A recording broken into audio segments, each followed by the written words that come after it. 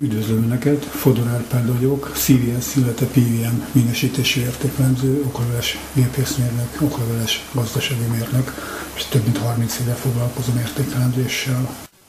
A következő példával szeretném megmutatni az értékelemzéses gondolkodásmódot. A témaválasztás a hajdúsági iparművekben végzett Energomat típusú automata mosógép család egy alkatrésze, illetve 3 alkatrésze a hideg és meleg víz bevezetése.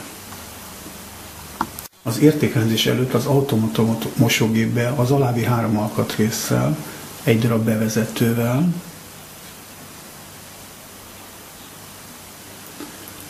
és 2 darab gumicsővel történt.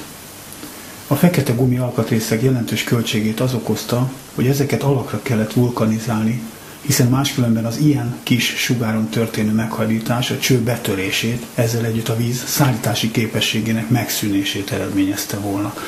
Magyarul egy 4-5 cm belüli sugarú körön belül, ha így meghajtok egy gumi alkatrészt, akkor nem fogja szállítani a vizet. Ez az úgynevezett meghajtás, ez az mosógép üstje és a külső karosszéria lemez közötti meghajtást célozta. Az értékelés szokásos kérdése, mi az igény, mi a funkció? Mi is az igény? Igazából ugye a hideg vizet és a meleg vizet kell bevezetni a mosógépbe, tehát vizet szállít, azon kívül alkatrészeket rögzít, ezen az oldalon is, illetve ezen az oldalon is hozzá kell rögzíteni valamilyen módon az üsthöz, itt különböző csavarokkal történt a rögzítés, illetve ami nem evidens, de ha végig gondoljuk alaposan, nagyon jól látszik, ez a bizonyos víz irányt vált funkció. Amikor a teamülésen elhangzott a víz irányt vált funkció, abban a pillanatban meg is találtuk a megoldást, azaz, hogy ne a csövön, a gumi alkatrészen vigyük át a víz irányt vált funkciót, hanem tegyük át egy műanyag darabra.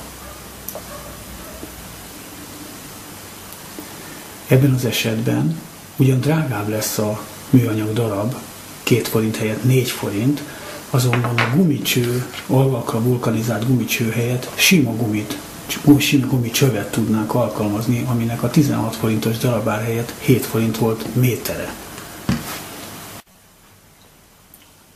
Az új alkatrész kalkulációban természetesen figyelembe vettük az új fröccsszerszám elkészítési költségét is.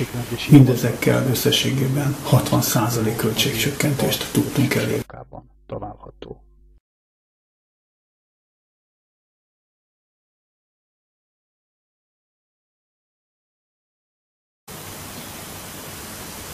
Köszönöm a figyelmüket!